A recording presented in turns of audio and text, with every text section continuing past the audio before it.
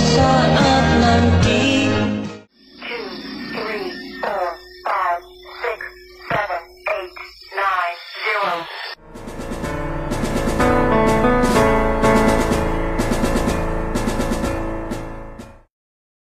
Sebagai ikon dunia film Indonesia era 80-an, nama Rano Karno memang sangat terkenal.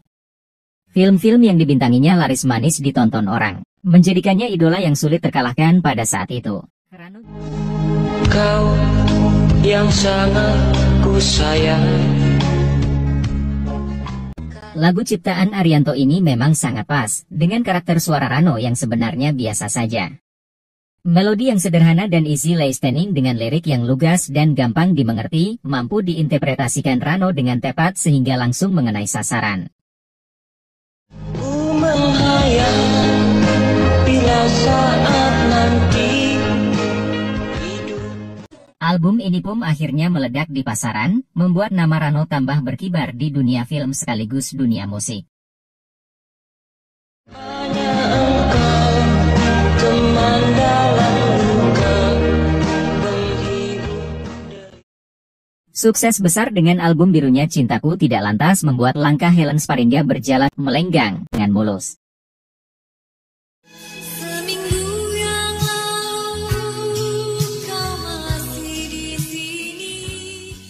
Semerah Duka di Hati, yaitu album keduanya di JK Records ternyata tidak mampu mengimbangi suksesnya album birunya Cintaku yang fenomenal. Apakah karena peran Obby Mesa sebagai pencipta lagu andalan memang berpengaruh dengan suksesnya itu? Maka di album selanjutnya JK Records kembali menyerahkan Helen pada Obby untuk dibuatkan lagu andalan. Dan hasilnya adalah sebuah lagu berjudul Antara Hitam dan Putih.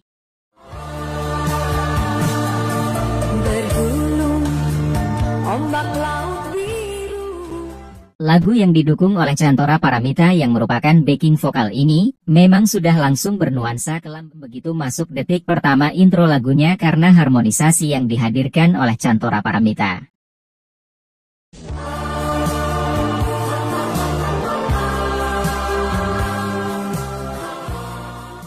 Begitupun lirik yang ditulis Obby juga terbilang tidak biasa jika dibandingkan dengan lagu-lagu garapan Obby sebelumnya. Lagu yang bertutur tentang sakitnya patah hati ini punya baris lirik yang kuat.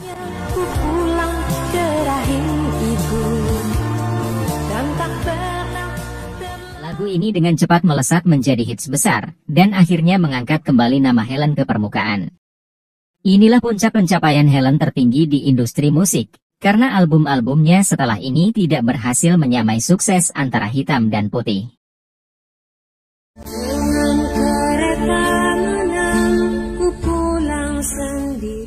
Lagu yang berjudul Perjalanan milik Frankie and Jane, saat-saat ini memang kerap mondar-mandir di FYP TikTok. Lagu Perjalanan milik Frankie and Jane itu sendiri sudah sangat lama dirilis, tepatnya pada tahun 1991 lalu. Namun karena irama yang khas dan lirik yang easy listening, membuat lagu tersebut menjadi viral di zaman sekarang.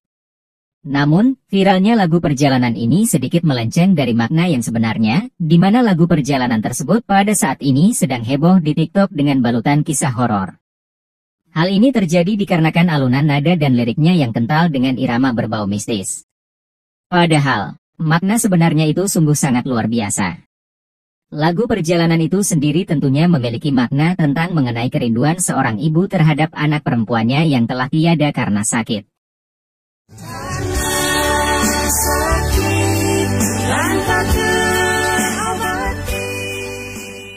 Namun kemudian, digambarkan juga dalam lagu tersebut yang menceritakan mimik wajah haru sang ibu ketika melihat seorang wanita yang dinilai mirip dengan mendiang anaknya tersebut. Kesuksesan besar JK Records pada industri musik Indonesia di era 80-an benar-benar membuat banyak bermunculan album-album ala JK yang dirilis di pasaran. Komposer langganan JK seperti Pance Pondaak dan Obby Mesa langsung menjadi most wanted. Bahkan desain cover JK yang sangat khas itu pun banyak ditiru oleh label lain, termasuk label yang sudah lebih dulu eksis. Ketika itu pasar musik Indonesia sedang dilanda oleh tren nyanyi keroyokan, yang dipicu oleh suksesnya lagu kemesraan yang dinyanyikan oleh Iwan Fals dan kawan-kawan.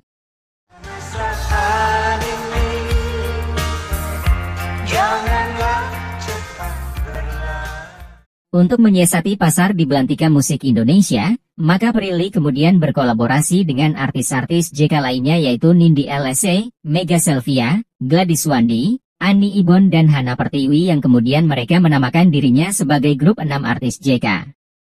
Lalu mereka menyanyikan lagu andalan dari sang pencipta lagu Pance Pondaak yang berjudul Kekasih.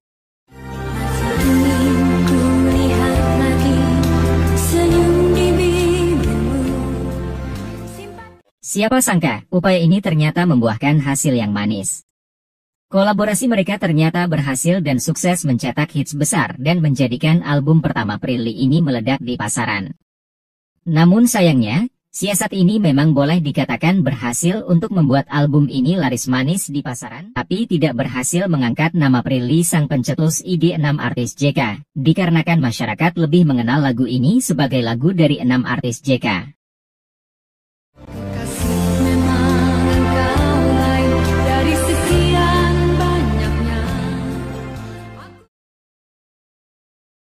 Musika Studio termasuk salah satu perusahaan yang mengikuti arus itu dan menghasilkan beberapa penyanyi di genre pop ala JK. Salah satunya adalah Eva Solina. Eva Solina adalah penyanyi asal Bandung yang langsung menggebrak pasaran musik Indonesia begitu merilis album Melodi. Di kamar ini ku terbaring. Padahal sebelum lagu ini dibuat, Eva sudah pernah merilis album tetapi tidak berhasil mencuri perhatian publik. Lagu ciptaan Obi Mesah yang satu ini memang easy listening, langsung nancap berkat ref yang catchy dengan melodi simpel dan lirik melodi memori.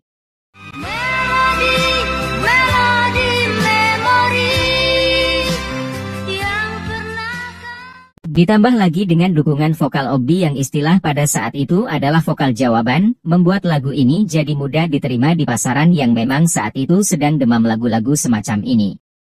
Album ini pun sukses besar di pasaran dan mengangkat nama Eva Solina berada di jajaran penyanyi pop melankolis. Setelah album ini Eva sempat merilis beberapa album lagi tapi tidak sanggup menyamai suksesnya Melodi Memori.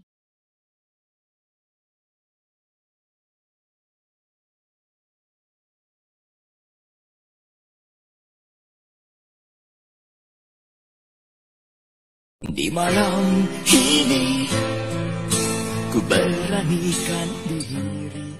Sejak awal kemunculannya di industri musik Indonesia, Ikang Fauzi memang sudah tampil dengan pencitraan yang jelas sebagai rocker wangi. Meskipun beliau mengusung musik rock, tapi Ikang Fauzi tampil fresh dan kasual tanpa aneka atribut, yang biasanya lekat dengan sosok seorang rocker. Pencitraan seperti ini ternyata berhasil. Album pertamanya yang berjudul Selamat Malam disambut bagus di pasaran dan sejak itu pula nama Ikang Fauzi melejit ke jajaran depan penyanyi rock pada saat itu. Kemudian sukses itu berlanjut saat album keduanya Randy and Cindy dirilis. Album yang dimotori oleh Ian Antono sebagai musik direktor ini meluncur mulus tanpa banyak kendala dan menghasilkan hits-hits seperti Randy and Cindy, Air Api dan lagu legendaris yaitu Salam Terakhir.